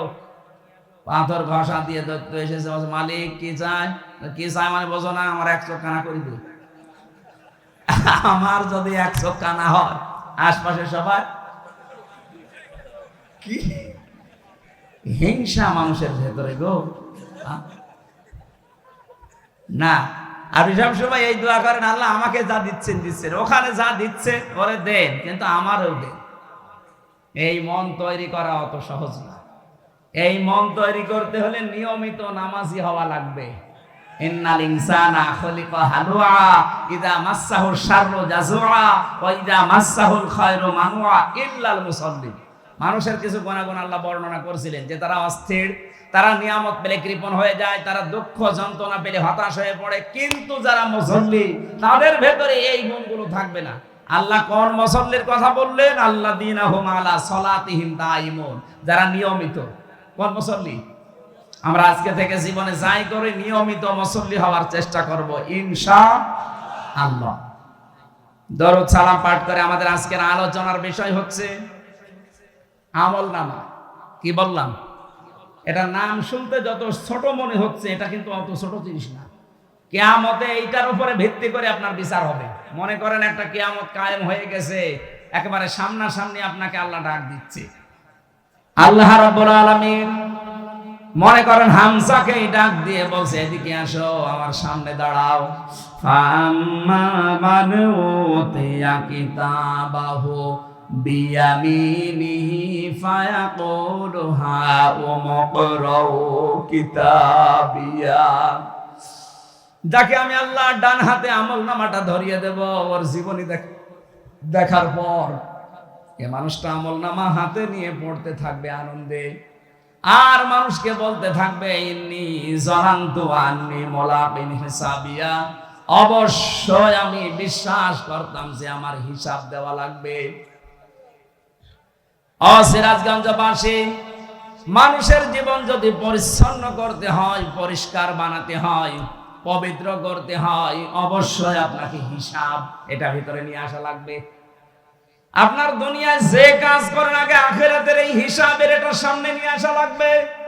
আল্লাহ এই জন্যই দিয়েছেন ইন্নী যানানতু আন্নী মুলাকিন হিসাবিয়া, অবশ্যই আমি এটা বিশ্বাস করতাম দুনিয়ায় যে আমাকে আল্লাহর সামনে হিসাব দেওয়া লাগবে। খলিফাতুল মুসলিমিন হযরত ওমর ইন্তেকালের 12 বছর পর তার সন্তান আব্দুল্লাহর সাথে দেখা স্বপ্নে হযরতে আব্দুল্লাহ ডাক দিয়ে বললেন, বাবা কোথায় ছিলেন এতদিন? কতদিন দেখি নাই। হযরতে আব্দুল্লাহ ডাক দিয়ে বলেছেন, আব্বা কোনে কোথায় ছিলেন? আমি তো দেখি নাই আপনাকে। হযরত ওমর বলেছিলেন, সন্তান 12টা বছর আমি দুনিয়ার জীবন ছেড়ে দিয়েছি, আমি আল্লাহর সামনে দাঁড়িয়ে আমার জীবনের কৃতকর্মের হিসাব দিচ্ছিলাম। শেষ পর্যন্ত আল্লাহ আমার দিকে তাকিয়ে আমাকে মাফ করে দিয়েছে। এই আয়াতের তাফসীর পড়তে গিয়ে পেয়েছি, আল্লাহ পাক যদি কিয়ামতে কাউকে ইচ্ছা করে যে তাকে মাফ করে দেবে, মনে করেন আমাকে, সেলিম রেজা ভাইকে, এই মানুষগুলো শাহিন ভাইকে যদি আল্লাহ মনে করে আমি মাফ করে দেব, একটা কুদরতের চাদর দিয়ে ঘিরে নেবে। আগে লক্ষ কোটি কোটি মানুষের সামনে থেকে তার হাতটা ধরে নিয়ে এসে চাদর দিয়ে ঘিরে ফেলবে। আল্লাহ নিজের সামনে দাঁড় করিয়ে বলবে, হামজা এই করেছিলি বল। মানুষ মাথা নিচু করে বলবে, রব্বুল আলামিন আমার ভুল হয়ে গেছে। তাফসীরে এইটাই লেখা আছে, মানুষ যখন মাথা নিচু করে অনুতপ্ত হয়ে বলবে, আল্লাহ আমার ভুল হয়ে গেছে, আল্লাহ বলেন আমার কুদরতের জরিয়ার ভেতরে জোশ পয়দা হয়ে যাবে। ওই বান্দার কাকতি মিনতি আর চেহারার দিকে নাকি আমার একটা মায়া লাগবে, তখন আমি ওরে বলবো, যা তোরে আমি মাফ করে দিলাম। কিন্তু কাউকে যদি আমি হিসাব নেই, এক গ্লাস পানির হিসাবও আমাকে দিতে পারবে না। এই জন্য আজকে সবাই এই দোয়া করে যাবেন, যেহেতু আমলনামা হিসাব এই বিষয়টা আজকে সামনে আসবে। এখনই মনে মনে মাহফিলে দোয়া করেন, রব্বুল আলামিন কিয়ামতে তুমি আমার জীবনের হিসাব অন্তত নিও না, বিনা হিসাবে তুমি মাফ করে দিও। কারণ আল্লাহর যে বিচারের সিস্টেম, আল্লাহর বিচারে কোনো অবিচার বলতে কিছু, আরো জোরে বলো, আল্লাহর বিচার ব্যবস্থায় অবিচার, আরো জোরে। আল্লাহ যদি ন্যায় বিচার করে কেউ বাঁচবে না। যত বড় আবেদ বান্দা হোক, যত বড় মহিলা আবেদা হোক, যদি আল্লাহ ন্যায় বিচার করে জান্নাত পাওয়া সম্ভব না। একটা পথ খোলা আছে, আল্লাহ যদি দয়া করে মাফ করে দেয়। এই জন্য কাবা শরীফ যখন দেখবেন তাওয়াফ করে মানুষ, তখন প্রত্যেকে কথা বলে রুকনি ইয়ামিনি থেকে 6ষ্ঠ চক্কর দেওয়ার সময়, আল্লাহুম্মা ইন্না আলাইয়া হুকুকান ফীমা বাইনি ওয়া বাইনিকা। রব্বুল আলামিন, আমার মাঝে আর তোমার মাঝে অনেকগুলো দেনা পাওনা আছে। তুমি আমার মালিক হিসাবে আমার পাওনা যা দেওয়ার সবই তো দিয়ে দিয়েছো। আমাকে নেই থেকে আজকে তুমি হামজা বানিয়েছো, আমাকে নেই থেকে তুমি সেলিম রেজা বানিয়েছো। কথা বলেন ঠিক কিনা? কিন্তু তোমাকে দেওয়ার মতো আমার তো কোনো পুঁজি নেই। হ্যাঁ, একটা জিনিস আমার কাছে আছে, তুমি আমারে মাফ করে দাও, এইটাই আমার পুঁজি। আল্লাহ পাক বলেন, বান্দা এই আমলনামা পাওয়ার পরে আনন্দে আত্মহারা হয়ে বলবে, রব্বুল আলামিন আমার চিন্তা নেই, কারণ আমি বিশ্বাস করতাম আমাকে হিসাবের মুখোমুখি হওয়া লাগবে। ফাহুয়া ফি ঈশাতির রাদিয়া। এই মানুষটা আমি একটা শান্ত এবং সন্তোষজনক জীবন আমি তাকে দিয়ে দেব। ফি জান্নাতিন আলিয়া, সুউচ্চ জান্নাতে তাকে আমি পৌঁছাবো। কুতুফুহা দানিয়া, যার ফলগুলো তার মুখের কাছে এসে ঝুলন্ত হতে থাকবে। জান্নাতের এই পরিবেশে ওই মানুষটা কোনো দিন বলবে না আল্লাহ আমি ফল খাবো। মনের ভেতরে যদি কামনা বাসনা আছে, সঙ্গে সঙ্গে ফল আপনার মুখের ভেতরে পড়ে যাবে, টপ করে ছিড়িয়ে। জোরে বল সুবহানাল্লাহ। আল্লাহ পাক বলেন, এরকম একটা বিষয় তোমার সামনে অপেক্ষা করছে। কুলু ওয়াশরাবু হানিয়াম বিমা আসলাফতুম ফিল আইয়ামিল খালিয়া। আল্লাহ নিজে জানিয়েছেন, তখন আমি তাকে বলবো মন মতো খাও, যা ইচ্ছা পান করো, কারণ বিগত দিনে এইটা খাওয়ার জন্য বহু কষ্ট স্বীকার করেছো। আজ আমাদের দুনিয়ায় যারা আমরা কষ্ট স্বীকার করছি আল্লাহর বিধানের উপরে চলতে গিয়ে, আল্লাহকে রাজি করার জন্য রাতের বেলা অনেকে তাহাজ্জুদ পড়েন, একটা লম্বা সেজদা দেবেন, দেখবেন একটা আলাদা আনন্দ আপনার ভেতরে আল্লাহ তৈরি করে দেবে। আজকে রাত থেকে আরম্ভ করবেন, যদি সময় পান, এই 1.5 মিনিট 2 মিনিট না, অন্তত 15-20 মিনিট, আধা ঘন্টা 1 ঘন্টা পড়ে থাকবেন সেজদায়। কারণ আল্লাহ পাক নিজের পা আপনার কপালের সামনে বিছিয়ে দিয়েছে, বান্দা এই জায়গায় সেজদাটা দিয়ে তোর কপালটা ঢাকা। আপনি যখন 2 মিনিট 5 মিনিট না ওয়াসজুদ ওয়াকতারিব সেজদা দিলে মানুষ আল্লাহর কাছাকাছি চলে যায়। আপনি যখন আধা ঘন্টা 45 মিনিট 1 ঘন্টা পড়ে আছেন, অবশ্যই আমার আল্লাহর কুদরতের জরিয়ার ভেতরে জোশ পয়দা হবে। আল্লাহ যেন মাঝে মাঝে আপনি শুনতে পাবেন না, কিন্তু অনুমান করতে পারবেন। আল্লাহ যেন আপনাকে ডাক দিয়ে বলবে, কি বান্দা কি হয়েছে বল দেখি। এইটাই জীবনের সফলতা। যিনি প্রধানমন্ত্রী ছিল এতদিন অবৈধ, উনি যদি এই সিরাজগঞ্জের যিনি মারা গেলেন, এই যে কি জানো নাসিম উদ্দিন, এই নাসিম সাহেবকে যদি ঢাকা থেকে উনি বলতেন, নাসিম ভাই কোনো ভয় নেই, আপনি আমার সামনে আছেন, আমার চোখের সামনে, নাসিম সাহেবের বুক কত বড় হয়ে যেত। অথচ ম্যাডাম এখান থেকে প্রায় 150 কিলো দূর থেকে বলছে যে নাসিম চিন্তা নেই, তুমি আমার চোখের সামনে। একটা দেশের প্রধানমন্ত্রী এই কথা বললে যদি নাসিম সাহেবের বুক বড় হয়ে যায়, আল্লাহ বলছেন বান্দা তুই আমার চোখের সামনে, কিসের ভয়? তোর বুক তো নাসিম সাহেবের কাছে 10 ডবল বড় হওয়া দরকার। আমি আমার এই ছোট মেয়েটাকে মাঝে মাঝে পরীক্ষা করে দেখেছি। ওর যখন 1.5 বছর বয়স ছিল, 1 বছর ছিল, যে ওই সময় আমার জেলখানায় নিয়ে যায়। বড়টার বয়স ওই সময় 7 বছর। ওরে উপরে ধাক্কা দিলে ছুঁড়ে মারলে কান্নাকাটি করতো। আর ছোটটা ফারিহা, আরে 1 বছর তো উপরে দিলেই হাসতো। চিন্তা করতাম বড়টা কান্নার কথা আর ছোটটা হাসে, বড়টা কান্দে কেন? বড়টা তো আর হাসি পাওয়ার কথা, যেটা আনন্দ লাগবে। বড়টা কাঁদে এই কারণে ও জানতো আমি একটু ভারী হয়ে গেছি। আমার বাবা উপরে যত মারবে, যদি ধরতে না পারে আমার কিন্তু অবস্থা খারাপ হয়ে যাবে। আর ছোটটার ভেতরে এই বিশ্বাস নেই, ওরা আমার প্রতি এই বিশ্বাস জন্মছিল, আমার বাবা যত উপরেই মারবে নিচে হাত পেতে রাখবে। আল্লাহ পাক বলেন বান্দা একটা সেজদা দিয়ে যখন লম্বা পড়ে থাকবি, তোর এই বিশ্বাস আসবে আমার আল্লাহ আমার কথা না শুনি পারে না। তোর বিশ্বাস যে পর্যায়ে পৌঁছাবে, ওই দাবি নিয়ে আমি আল্লাহ তোর সামনে হাজির হয়ে যাব। এটা ফিল আইয়ামিল খালিয়া, পেছনের জীবনে তো বহু কষ্ট করলি, আজকের এই খাবার, আজকের এই পানীয়, আজকের এই নিয়ামত আমি তোর জন্য বরাদ্দ করে দিয়েছি। এখন শুধু প্রবেশ কর, কিয়ামত পর্যন্ত এই নিয়ামতের ভেতরেই তুই থাকবি না। খালিদিনা ফিহা লা ইয়াবগুনা আনহা হিওয়ালা। বলেন আল্লাহু আকবার। আল্লাহ আমাদের ডান হাতে আমলনামা দিয়ে এরকম নিয়ামত রাশির ভেতরে যেন নিক্ষেপ করে আবাদান আবাদান, যেটা শুরু হবে আর শেষ হবে না, এরকম জায়গায় যেন যাওয়ার তৌফিক দেন। এর পরবর্তীতে আল্লাহ জানিয়েছেন, আম্মা মান উতিয়া কিতাবাহু বিশিমালি, যাকে আমি আল্লাহ বাম হাতে আমলনামা দেব, এইভাবে না, এই বাম হাতটা বুকের ভেতর দিয়ে দিয়ে পেছন দিয়ে বের করা। তাফসীরে কাবীরের ভেতরে আছে বুক ফেড়ে এর ভেতরে হাত ঢুকিয়ে পেছন দিয়ে বের করবে। শুনতে যত সহজ মনে হচ্ছে, এদিকে আসেন একটু আপনাকে দেখাই কেমন লাগে। দেখেন আল্লাহ পাক বলেন, আমি এটা করব। তোর বুক চিরে এর ভেতর দিয়ে হাত দেব, পেছন দিকে ফেরেশতারা 2-3 জন হাত টেনে বের করে বলবে আমলনামা দিয়ে দে। বিশাল এক জীবনের খাতা আপনার হাতের উপরে দিয়ে এবার বলবে বুকের ভেতর দিয়ে বের কর। মাঝখান পর্যন্ত এসে বেরও হবে না, পেছনেও যাবে না।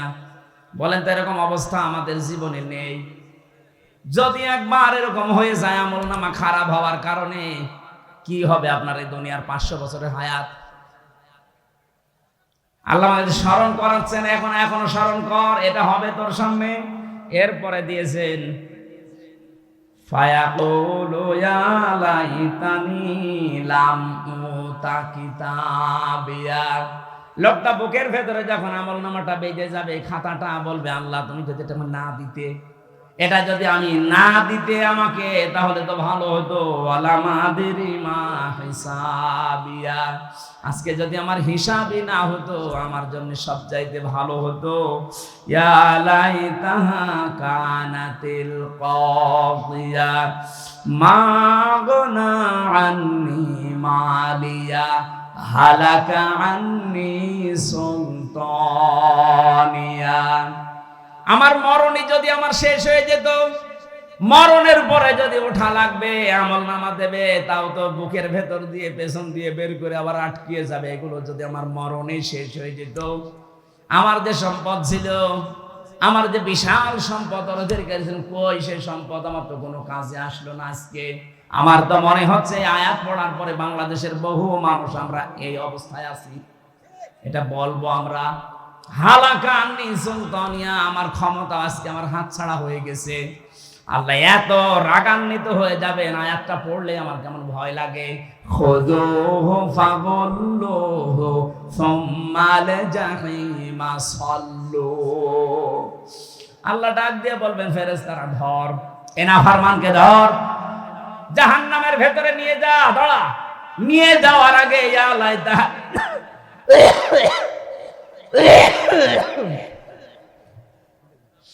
ثم في سلسلة ذرعها 70 ذراعا فاسلكوه।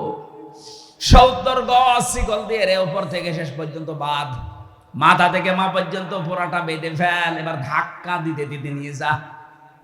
বলেন তো, আগেরটা যেটা বললাম ওটা যদি কপালে না থাকে, পরেরটা যদি কারো ভাগ্যে এসে যায়, ওই 1000 বছর হায়াত পেয়ে কি করবে? এত বড় অপমান কেন করবে? 70 গজ লাগে শিকল, 1.5 হাত হলে তো হয়ে যায়। 70 গজ শিকল দিয়ে বাঁধবে এই কারণে, বহু সম্মান দুনিয়ায় পেয়েছিলে, কিন্তু সম্মানের কাজ করনি। আজকে তোরে এত অপমান করব, দেখ কেমন লাগে।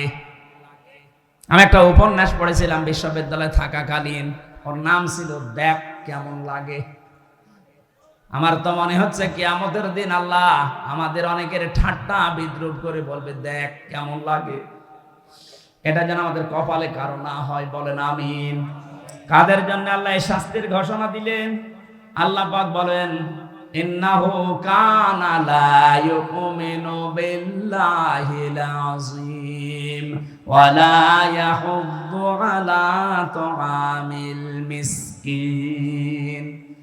কিয়ামতে আল্লাহ পাক আমাকে তুলবেন, আল্লাহর প্রতি যাদের ভরসা ছিল না, বিশ্বাস ছিল না, আর যারা এতিম মিসকিনদেরকে খাবার দিত না, এই দুইটা বিষয় আমরা আজ এক করতে চাই। আল্লাহর প্রতি ঈমান, কিয়ামতে জবাব দেওয়া লাগবে, এই বিশ্বাস দৃঢ় করা জাতির ভেতরে, এবং দারিদ্র মুক্ত সমাজের জন্য আমাদের ভূমিকা রাখা লাগবে। শুধু নিজে খেয়ে পরে বাঁচবেন, অন্য কারো খবর রাখবেন না। না, আমরা চাই প্রতিটি মানুষ এদেশে তৈরি হবে, নিজের জন্য যখন চিন্তা করবে তারা আশপাশের মানুষের জন্য চিন্তা করবে। যে 15.5 বছর এটা ছিল না, শুধু নিজে খাবো, নিজে পরবো, নিজের হবে, অন্য লোক না খেয়ে। আমরা এটা চাই না। যারা দারিদ্র মুক্ত সমাজের জন্য কাজ করে না, তাদেরকে এই শাস্তিগুলো আল্লাহ ঘোষণা দিয়েছেন। আল্লাহ আমাদের হেফাজত করুন, আমি জেলখানায় থাকাকালীন কয়েকটা বই লিখেছিলাম, তার ভেতরে মেয়েদের 2টা আর পুরুষের জন্য 1টা। পুরুষের এই বইটা খুব জরুরি, লাগবে, শিক্ষিত মানুষরা নিয়ে যাবেন। যাওয়ার সময় অনেক তথ্য দেওয়া আছে, ওখানে তো তথ্য পাওয়া যায় না, বাইরে এসে আমি সংযোগ করেছি। সৃষ্টি জগতের সূচনা, এই বইটা আপনি সব কিছু আপনার জন্ম থেকে শুরু করে এই পর্যন্ত জানা যাবে। আল্লাহ আমাদেরকে দিনের উপরে চলার জন্য আমল নামা যেন ডান হাতে দেন। আমাদের প্রধান অতিথি আজকে বিএনপির এই উপজেলা শাখার সম্মানিত সভাপতি, আমাদের শ্রদ্ধাভাজন বড় ভাই জনাব সেলিম রেজা। উনি সালাম দেওয়ার পরে আমি মুসাফির মানুষ মোনাজাতের মাধ্যমে শেষ করবো। আমি